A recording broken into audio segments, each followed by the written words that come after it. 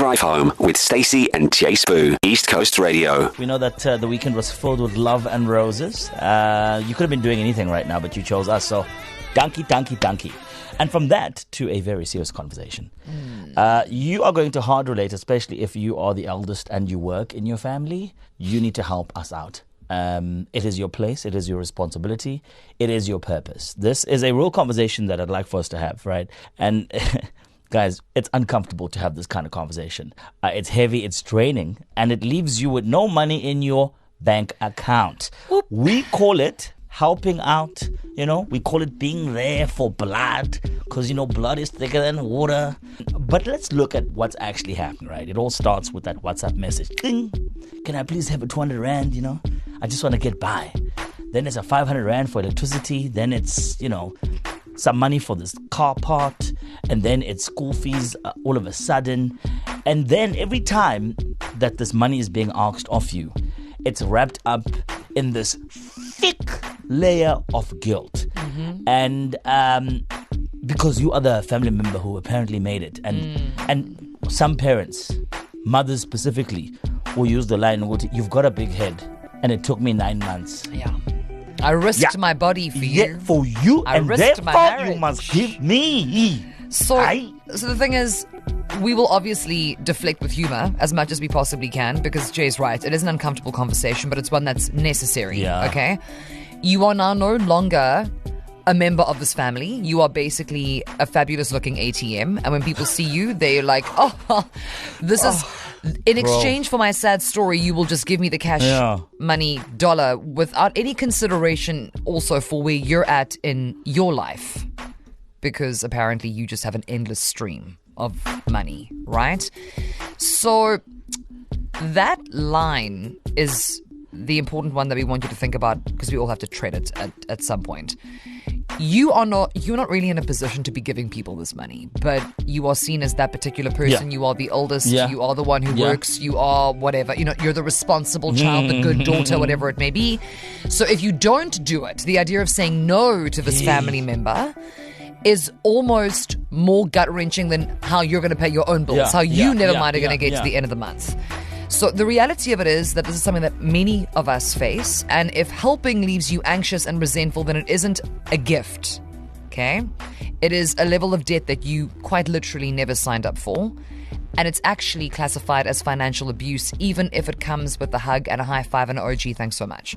So as the hour continues, we now want to hear from you. Have you been the family's silent sponsor? Where do you draw the line between loyalty and being looted, i.e., have you ever said no? Have you ever gone, I would love to, but I can't?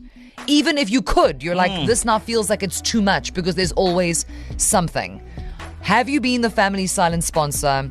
Where do you draw the line between loyalty and being looted? Give us a voice note on 061-792-9495, there, case in point. Or give us a call in studio, 087-086-9495. I now know how to draw that line, but once upon a time, I didn't. I had a friend, I think, I speak about him quite often, right? I'm not going to mention his name. No, Puppy Act. The protection of his identity, rather. So I had a friend. We lived in the same complex. It was a real bra, man. I remember even bestowing the title of, you are going to be my son's godfather. I love this bra. And then he went and stabbed my back. It started off, with a call here and there. Can I have a 200 Rand? I just want to get by, get through the day. From 100 Rand, it went on to be 500 Rand. I even remember this bra asking for me to buy him and his family groceries. And I said yes, because he's a bra. And I cared, right? And before I realized it, and this is when I think about it back, I'm just like, I was really stupid. Before I realized that it became 1,000 Rand. And by then he had sort of mastered a script.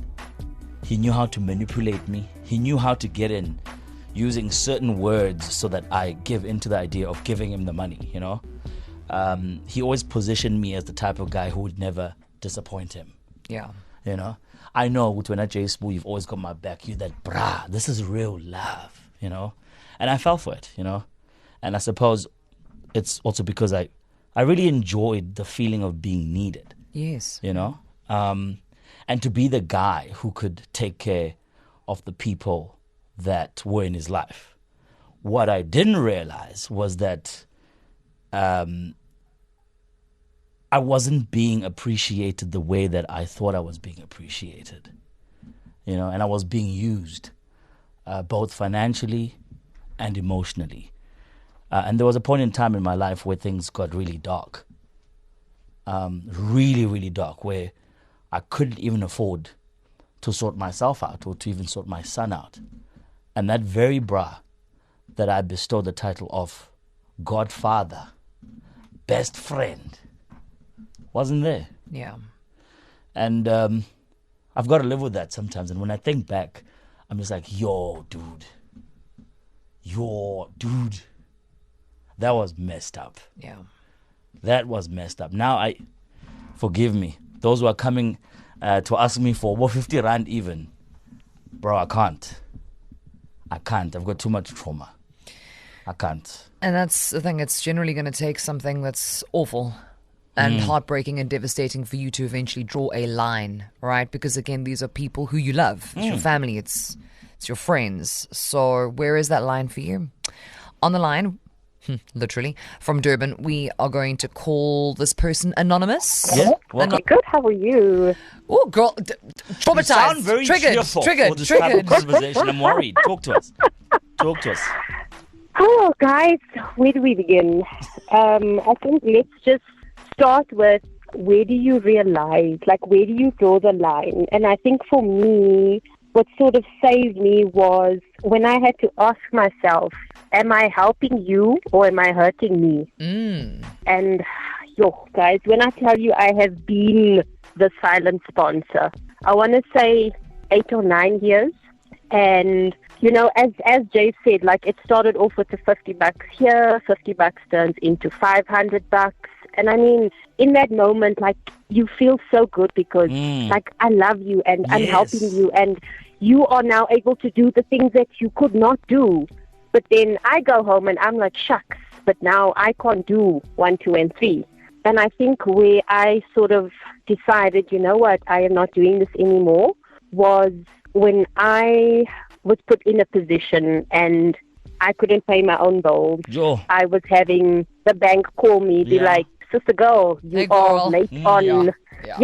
Hi, you missed the payment last month and 2 months before that. And I was just like, okay, I can't do this.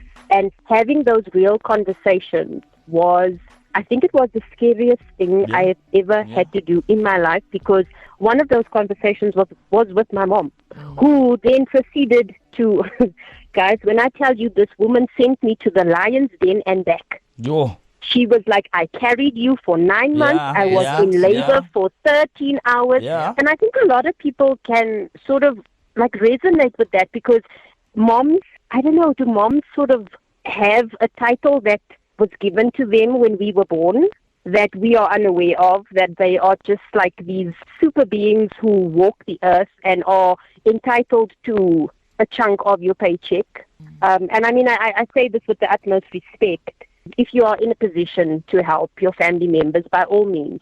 But I don't think that it should come with the amount of guilt that it does come with. Because I've just recently had the conversation where I said, choosing myself is not me abandoning you. Preach. So that's basically powerful. just my story in a nutshell. Thank you so much, Anonymous. Okay. Anonymous, here's the thing. Not just your story. Yeah? Not just your Hard story. relate. So many people are shifting in their seats listening to you. Thank you so much, Anonymous. Thank you for being brave and continue to choose yourself. Especially if the bank is calling, go, don't pick up the phone. Okay, so that's Anonymous from Durban. We're going to continue the conversation after your news watch, but effectively we're asking you in this hour, have you been the family silent sponsor, and where do you draw that line between loyalty and being financially looted?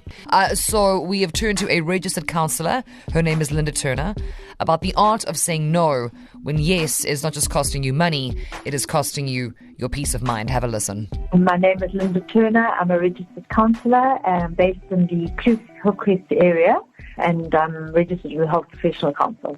So I think one has to work out whether your own needs are met. Obviously, you can't possibly be helping family members and other people in your life when you aren't able to effectively cover your own needs. So it would have to be within your realm of capability of what you're actually earning, and there's not drawing on a capacity that you don't have. I think it's just a natural human, innately built that you would naturally want to help your family members. It's a human condition that we are kind of hardwired for connection, and particularly our family members. So it's an emotional component in an office environment, in the business world. There is a form of detachment. They aren't emotionally connected. And that's what makes it so difficult to say no to family members when you are emotionally involved.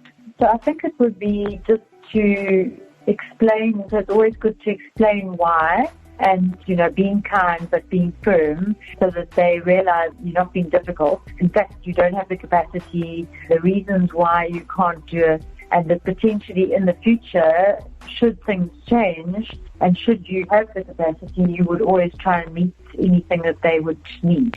So I think you have to stick to your same story. These are the facts, why you can't assist, and also, that you have your own needs to be met, and that the family members, surely they also should be trying their best to fulfill the obligations. Well, it shouldn't necessarily fall onto you just because you happen to have a good job, etc. They also have the capacity to work, perhaps. I'm talking about whether they do. If they don't, that's another story. You can only do what you are able and you have the capacity to do.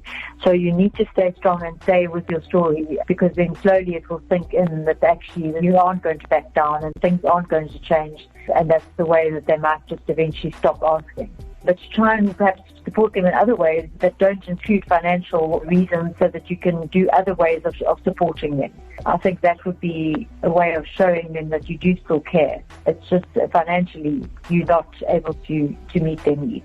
Yeah, it's a real thing, and it's rough. So all we can say at this point is good luck to us.